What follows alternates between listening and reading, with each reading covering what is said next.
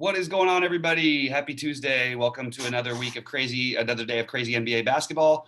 And we're going to try and figure out a way to go on this fairly large slate. And of course, a lot's going to change between now and later. But for right now, we're going to do the best we can to give you guys a first look. So with that said, I did okay in NBA last night, actually, but not in baseball. Sheets, anything before we jump right into game for game? I would like to say that Russell Westbrook shot the ball 8 times yesterday and had 80 fantasy points.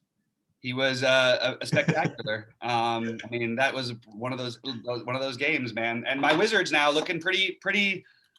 Fingers crossed to get that 45% or better. Well, one thing I will say, by the way, and I didn't believe it, because Bobby, for the last couple of days or weeks, of saying, listen, DFS will get better when we get down the stretch. Listen, if the injuries can kind of like get their act together, you start seeing like the better players really start to freaking play well in the last couple. I mean, like even the last couple of days between the Luka and the Westbrook and even people and Curry's now, just jacking up shot. You know what I mean? Like the cream is rising to the top as long as they're healthy. So that it'll be fun. It'll be fun to play. Yeah, and I made a mistake by not playing on DraftKings last night because I mentioned that the first thing on our show was, I mean, maybe the thing to do here is we play all the guards, and that would have worked out perfectly. Because those guys like the Lillards, the Currys, and the Westbrooks, like you said, the cream is rising to the top. Everybody's trying to sort of not in must-win mode, but certainly playing as if it's must-win. It's as must-win as it can be anyway. Well, for me, I mean, the slate's a little ridiculous because of Sacramento. I mean, we'll get there though, I suppose. Yeah, we'll get to it. All right, well, let's jump in. We might get there pretty quickly. I mean, you like anything in Phoenix, Cleveland?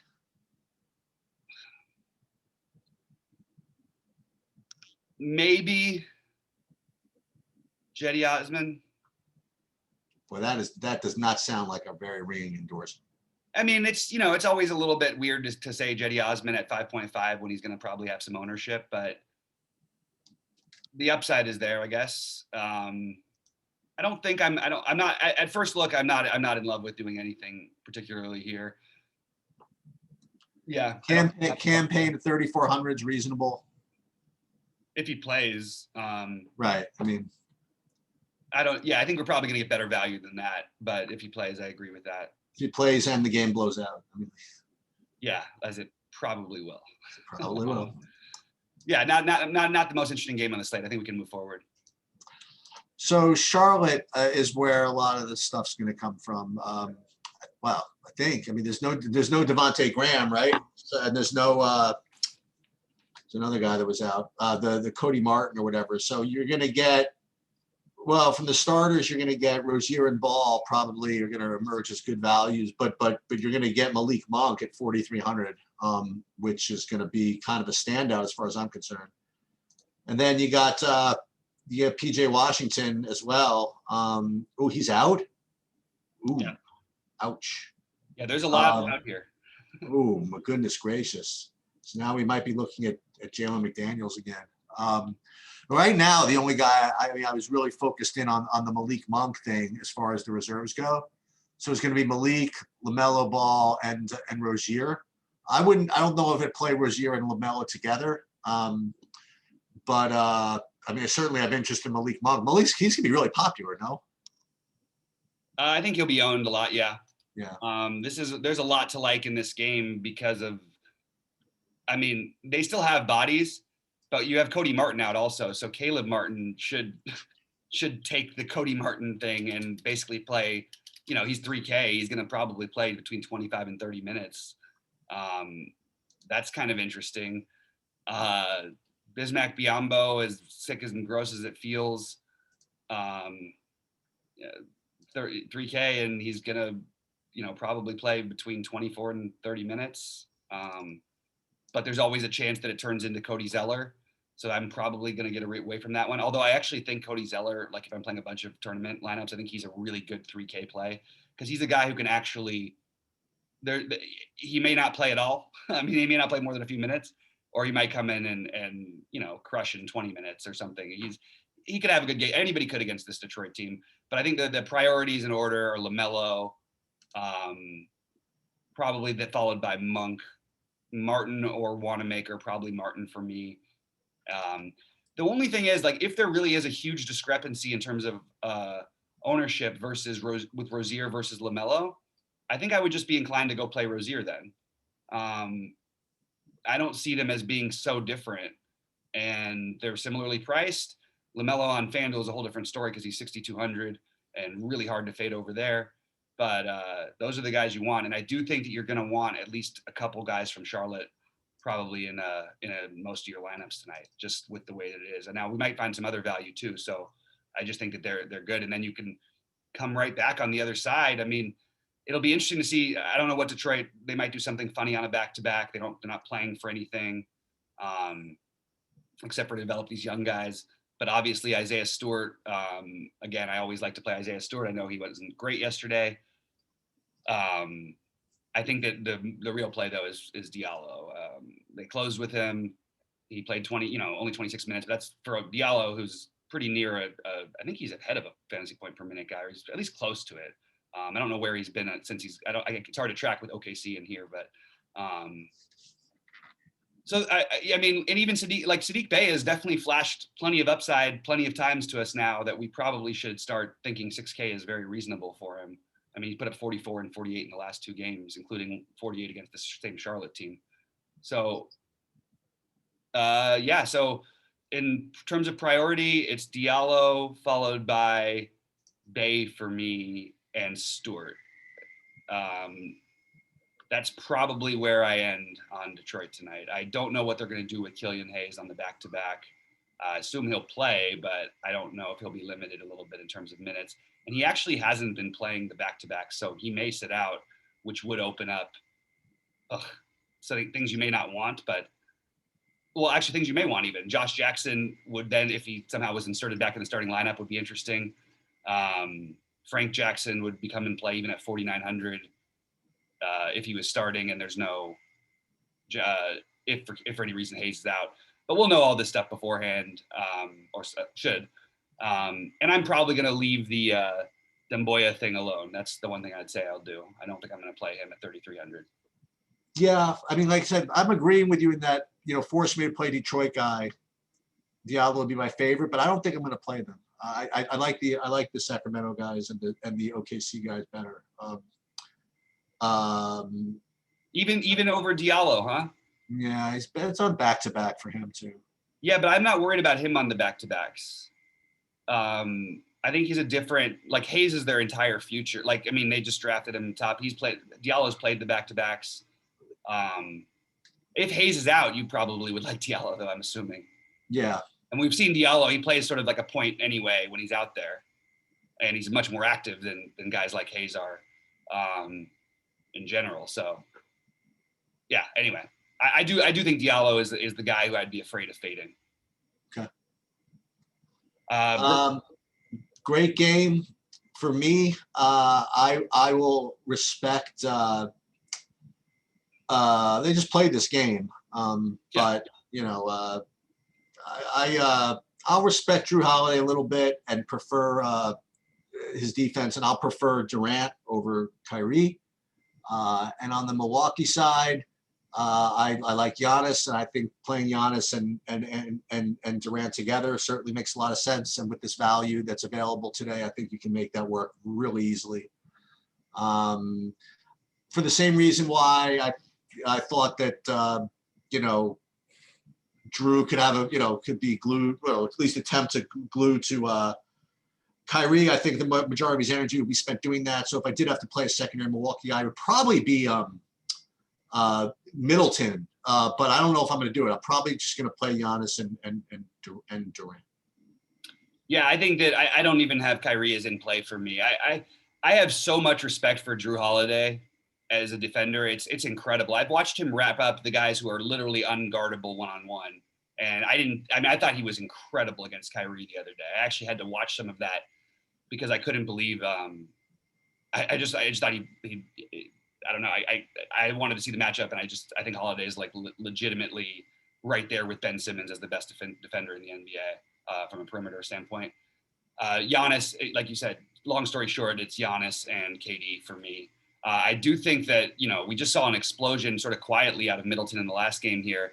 it is sort of that perfect environment. And I think even for from a playoff standpoint, even going forward, one thing to keep in mind is that I think that Milwaukee hasn't cared about a lot of games they've played. I think that they're the kind of team that can run with. Everybody says how no one can outscore Brooklyn, and I know the Brooklyn doesn't have Harden still, but I think that if there's one team in the East that can really will play at pace with them and can keep up, it would probably be Milwaukee. So again, though, it's probably just going to end up Giannis and Durant. But I will just again mention Middleton's had over 50 in 2 of his last 3, including 55 against the same team a couple days ago. And he's 8,400. We definitely would be happy with 55 fantasy points, but I just don't think I don't think that happens as much as Giannis just always gets 60 here, and Durant probably always gets somewhere between 50 and 70. And Giannis obviously is a 100-point upside in this matchup. And so does KD. Yeah. All right, you want to move on to Miami, Dallas? Not a lot of interest for me, even with So here's the thing. Right? With I presume Porzingis remaining out. Well, even if he's not, whatever it is, you could certainly make the case that boy oh boy, you can get Luka at like 10% ownership or whatever it is because of the matchup and because of like what a great environment Giannis and Durant have. But the reason why it's going to be 10% owned is for, tough matchup and the environment that Giannis and Durant have, So I think that 10% is probably pretty accurate for where he should come in on a slate like this. So I'm probably not going to get there. If I played, a handful of lineups, I mean, more than like 6 or 7 lineups, 10 lineups, I might get to them, but I don't know. I just never had any luck playing, be trying to be a wise guy playing against Miami. So that's where I'm at. You can find some cheap guys. I mean, you can play Dwight Powell at 3,300 if you want. You can play Maxi Kleber at 3,700 if you want. But aside from that, I'm probably off of this whole game. It's hard to find a lot of interest for me as well here. I think Jimmy Butler is interesting on Miami. This is an important game to win for both teams. So I will have. I think Butler and Jokic. Now it's not the same game environment that we get with the Brooklyn Milwaukee, so maybe you're giving up something by doing that. But Butler and I got you. So that's pretty much all my interest in this game. If Kleber's in, I actually don't mind Kleber because they need to get big to try and match up, and they'll play Kleber like 30 minutes, I think, if he's in. If he's not in, Dwight Powell is on the list. Never feels great. But the other one I would consider is Goran Dragic, 5,100.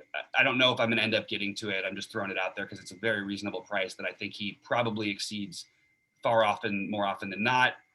And I know I'm mentioning a few names here, but this matchup does stand out as a good one for Bam. I just don't know that I'm going to end up doing it on this slate. That's where I'm at. So I expect that in the Golden State New Orleans game, you'll see like kind of more of the same, right? I mean, neither team is going to really change the way they play basketball in the 24 hours since they played yesterday. The only thing that could be different is maybe Adams plays when he didn't play yesterday. That might make the game a little bit slower, maybe. Aside from that, I mean, Draymond's doing Draymond stuff nowadays. He has put 10 real life points. This is probably huge for him. And he smashed and Curry is really, they interviewed him after the game and they said, what's getting into you? He said, listen, all I want to do is screw Bobby Firestone out of his Bradley Beal bet. That's what he said in his interview. That his only motivation is to beat Bradley Beal in the scoring title. So it seems sometimes. But he's a dude. I mean, he's a tremendous play. I mean, I have him. I actually have him very similar to Giannis. Although I think Giannis is a better play. You know what I mean? Just because I don't know. I always feel like Giannis is always a better play than anybody. When he's in this type of environment where no one's going to be able to stop him going to the rim ever. Yeah. So I do like Curry.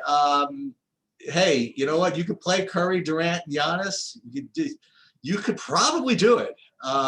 It ain't gonna be fun, but you could do it with some of those guys that we mentioned from that Detroit game, maybe. I I don't want to go anywhere on the New Orleans side. I don't want to go to Giannis at 10K. I don't think. It's going to be low owned, but crap. I mean, like, it's just so hard to not play Durant at the same price. That's the best I could describe it. And if Adams is out again, I think you could play Hernan Gomez again. He was a little disappointing. He only had 25 minutes last night, I think, but certainly he's playable. And I don't know. I'm not getting Lonzo today. What do you think about this? I think that Draymond thrives in these kind of in games, and we probably should have focused more on it yesterday. Yeah. Again, we can't fit everybody in, so it's going to be hard to figure out how to exactly build. But I really like Draymond in these matchups. Now, coming off the monster performance, he'll have some ownership. But it's not a coincidence that he had a monster performance against this team, that especially without Steven Adams. So what I would say is if Adams is in, it'll give Draymond a boost down, because I do think that the fact that they play fast and have zero rim protection, it opens up things for guys like Draymond. Not even scoring, just he does that, the short roll and finding shooters, and he gets that double with assists, and also the rebounds open up if Adams is out of there too. So I do like Draymond quite a bit, and Curry.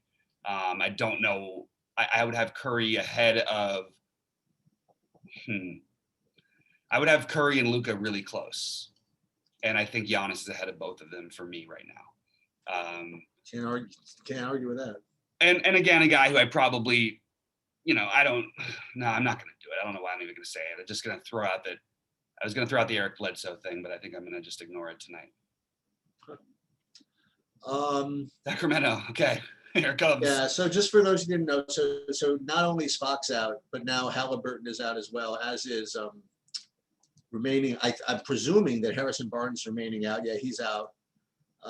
So what you have here is you have like a lot of Sacramento chalk and a lot of and they're all probably for good reason. You have like actually like reasonable players that are now going to be getting like 38 minutes if they want to give them to them. So we're talking about Marvin Bagley, 5K, Delon Wright at 5,100, Terrence Davis at 4K, and for me, Maurice Harkless at 3,600. That's like the value piece. I mean, not to mention Buddy Hield.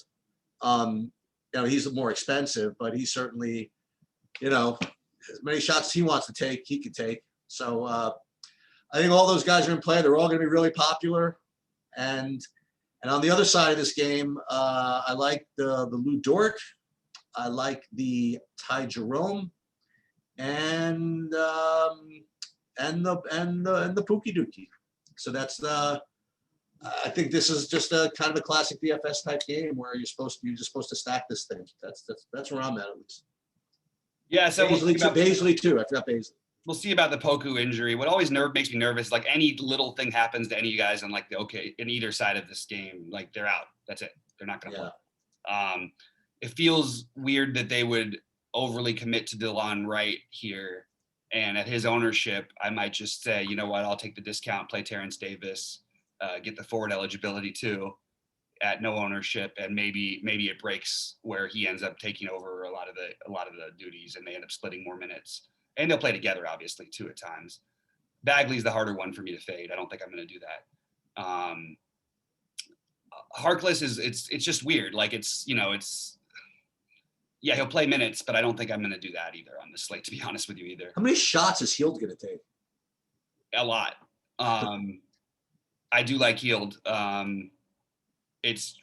So weighing Hield versus LaMelo Rozier, I like LaMelo and Rozier probably a little more, but it's really close. So that's what I'm sort of, and they're the same price range basically, but you do get the forward eligibility with Hield.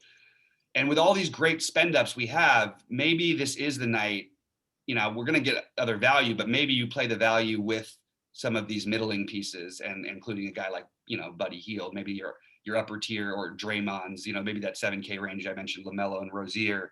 Durant even is 9,300. You can play enough guys and not play a guy over 10K and have a really, really nice lineup that you can feel really good about. Then again, you might have to worry about fading, 75 from a few different guys, because that's probably in the realm of possibility. I'm very up in the air what to do on the OKC side, to be honest with you.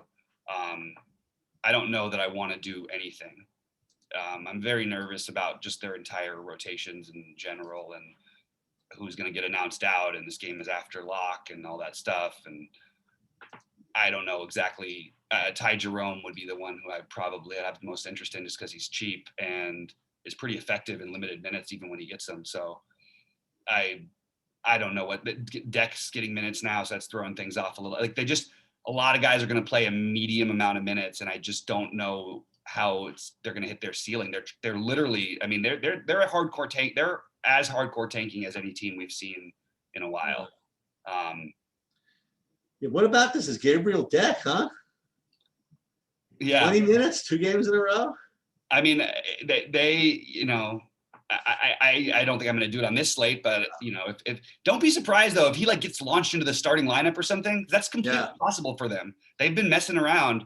Or Kenrich Williams, if he like, those guys are so cheap. The cheap guys who get launched in the starting lineup and maybe they can have that 30-minute possibility, then I would be interested. But as of right now, I have a bunch of guys playing in the 20s, and that's, I think, the way it'll go, with the exception of Dort possibly. But if Dort's playing too well, they might just pull him with the way they've been playing.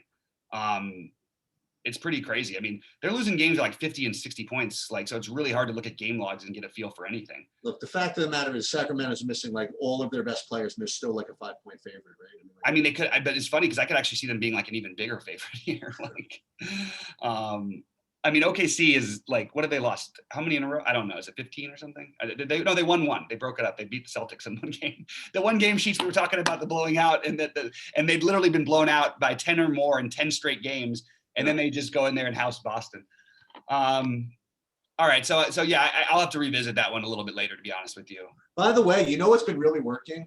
And I've just kind of been just following and writing it down. Whenever we have these like it's not this game, but when you have these big spread games, like when Utah would be favored like 16, but everybody was so. If you bet those underdogs missing all their players in like the first half, you've been doing really, really well, actually. Yep. Yeah, I agree. All right, Toronto, LAC.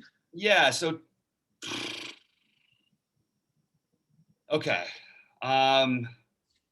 Big gulp, and maybe we do the Lowry or Van Vliet thing, I think, today. Again, I thought Van Vliet might be out, but not yet. But I don't have him. I have him. Whatever. The thing is, when he plays lately, even though he's been out, and then he's still playing 40 minutes. You know what I mean? So if he plays, he's going to play 1,000,000 minutes, and maybe you just don't play both of them. And if you need to switch, you just switch from. Look at this injury report. You have like OG is questionable. Oh, he's doubtful. Okay, he's doubtful. Yeah. Yeah, I don't have OG on here. Yeah, I mean, the weird one is like Stanley Johnson and DeAndre Bembry should get minutes here, but that doesn't necessarily mean anything because they don't necessarily do anything with those minutes. They don't. Siakam, Van Vliet, and Lowry are all interesting to me in a spot where no one's going to play them. And if you look at even just like what these guys do, like they basically someone's always exploding. And often two of them are, especially without OG. So I think I would rank them Van Vliet, Lowry, Siakam. Close. Maybe Siakam ahead of Lowry. Very close. But I do think that they're all interesting. And then on the Clippers side, I really want to play Rajon Rondo. That's where I stand on there on that. So with me in this game, my favorite play, and probably my only play, is Rajon Rondo. Yeah, and should we add, by the way, nationally televised game for Rondo, also coming off of some big games that were also on nationally televised, like against Denver? Yeah, that we can add that to the mix. He's really the only guy that showed up for me at all. And I have him as like a decent value. I don't know what he's been up to. They've been giving him minutes and he's been playing, right? So he's ready for the playoff run. I mean, this guy's been over. What has he been? He had the 17 fantasy point game, but 28 and 37 in his last two. Great matchup. Yeah, the team doesn't play. I have Stanley Johnson as a good point per dollar play, but as you mentioned, he didn't do anything. And I'm going to wait for the injuries. For me, I think I would rather. Obviously, I'd rather, but I don't think I'm going to play Lowry unless Van Vliet is out. I don't want to play him with the other with both those other guys in. I'd rather, you know what I've learned also is that if Van Vliet is out, like Lowry is not even the slightest bit more owned. like he's going to be the They're not going same. to be owned at all. What? They're not going to be owned at all. If Van Vliet is out, Lowry might be owned. No. If Van Vliet, oh yeah. Well, probably not though. If we don't find out before lock, Right. That's true. definitely possible. But I'll try it. We're gonna have to I don't know how my build's going to get there. But we're gonna have to revisit something because there's like literally a bunch of news just came in. So let's see, we sort of expected most of this stuff, so but not all of it. Jeremy Grant, Plumlee, Corey Joseph, Josh Jackson, Wayne Ellington, Dennis Smith Jr. are all ruled out. Frank Jackson is what? I can't even read. Frank Jackson and Diallo are questionable. So Detroit and OKC, this is the kind of stuff you're going to get from these teams going forward. what happened to OKC? No, you know at some point during the day they're going to say something about somebody being out or not that you didn't expect. They just every day they do it.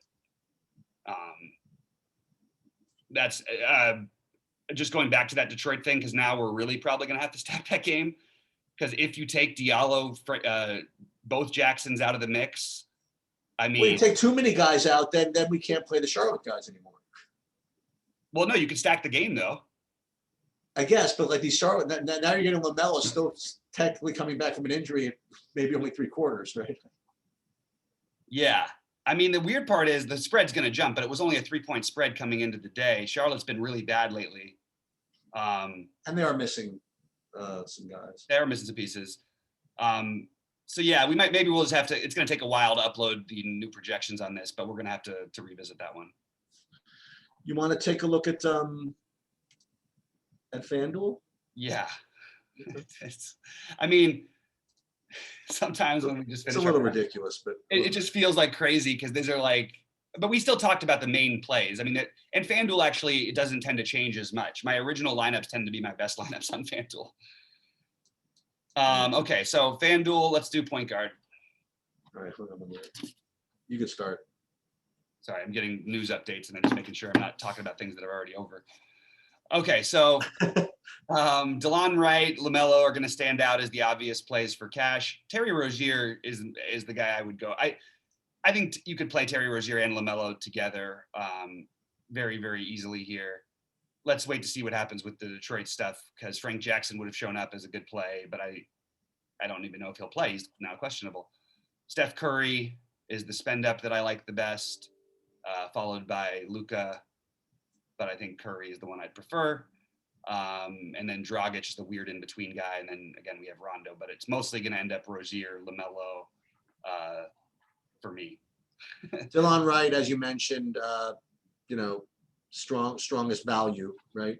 Right. Curry, very, very strong play. But I like what you said. I like so LaMelo is going to be that middle range play that everybody plays. But maybe you're right, man. That could be a really sharp pivot to play Rozier. I don't think that's going to be particularly sharp either. I think we're going to play that also.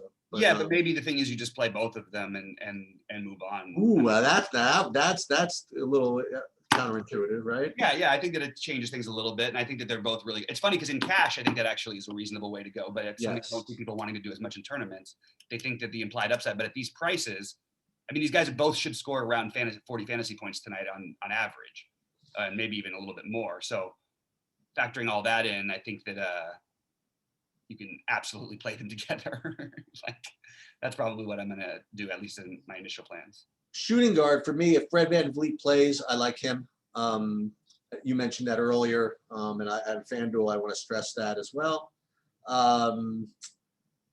Another like point per dollar guy, which I'm just not doing at chalk, is Tory Craig. I mean, he's 3,600. I mean, he could have like he had one good game a couple of games ago, but he's usually like great last time out. He put up 40. I know that. That's what I'm saying. He had that outlier game, but we had two outlier games in the last week. Are you telling me he did it again the second time? He had 38 and he had 41. Well, maybe he's supposed to play him. But I like Terrence Davis as well. Diallo, well, he's out now, right? Malik Monk, strong play. So for me, it's Malik. I like Malik Monk. and Fred VanVleet the best, I think. I like Fred VanVleet. I think Terrence Davis is interesting. It's not a pretty position. I think, so we got Lonzo. Okay, and Lonzo is now questionable, which would make Eric Bledsoe a better play, and I like Eric. So I would say that assuming Lonzo is, if Lonzo is in fact out, and Adams is questionable, by the way, too. If Lonzo is out, I do think that you can give a little bump to Bledsoe, enough of a bump to where he's a really good play. The other weird one, probably too expensive over here. Ty Jerome, they didn't make him cheap over here, so forget him. Yeah, Monk, Davis, VanVleet, and Bledsoe are my guys. Durant at small forward, and my second, I guess, is Hield makes sense. But for me, if I'm going to go after that OKC game, I'm going to play Dort. Ingram just never does anything. He's probably rated to be a good play, but kind of like the Dort play a little bit. I really like Ingram actually, because if Lonzo is out, that is when you can see a little bit more out of him.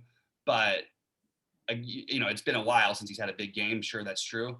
I still don't mind him here on the back-to-back, especially because maybe they limit Zion a little bit and no Ingram, just on the back-to-back. I'm sorry, no Lonzo. And Ingram will be out there and play as many minutes as he wants to, basically. But KD is the obvious play. KD, Butler are the obvious spend-ups, and the spend-downs are Caleb Martin and, as I mentioned, Brandon Ingram. Well, not spend-down, but Brandon Ingram is a good mid-tier, so is Sadiq Bey now. And again, I can get behind the Lou Dort thing a little bit. It's Sheets, it feels weird, man, because it's just one of those games where I don't know what kind of foot they're gonna put forward, and Dort can put all of his energy on defense too. Like it doesn't feel great to me. Guarding who? What do you mean? Everybody. He's gonna guard whoever the best players are on the other team. I don't think the other team has any good players. That's a good point. That's fair enough, but he will. I get you. It's a totally legitimate play. At power forward, if you like anybody except for Giannis and Bagley, you're gonna be really, really different. I guess if you wanted to fade that in some way, you could maybe play a Draymond lineup here or there. And I guess that makes sense. I guess that would be my advice is Bagley and Giannis are both good chalk. And then you can screw around. You want to try with Jalen McDaniels, maybe, Kleber. I mean, all those Pukalevsky if he plays. But, Giannis and Bagley are kind of standouts. Yeah, if Poku's in, I'm going to have a hard time just ignoring it, because the guy can go like 1 for 10 and he'll put up 20 fantasy points most of the time. So he's just going to do enough against a team like Sacramento, even though they're not quite as fast without Fox and all that stuff. I just like the matchup for him a lot. I agree with everything else you said. Giannis and Bagley are the obvious ones you want to play. McDaniels is my favorite spend down ahead of Kleber. And Isaiah Stewart is my favorite middle play, along with Draymond, who's a little bit higher, but those are the guys I'm using. Well, here's something you don't hear too often. Center stinks. It's been a little shaky lately, huh? Yeah, I guess this would be a time I could try something from the Dallas game. Bam's could have a big game in there. Yep. So that's probably where I'll end up. That's my initial thought as well. I do like DeAndre Ayton over here because I don't love the position, and he hasn't shot the ball more than 10 times in like a million years. So that's frustrating.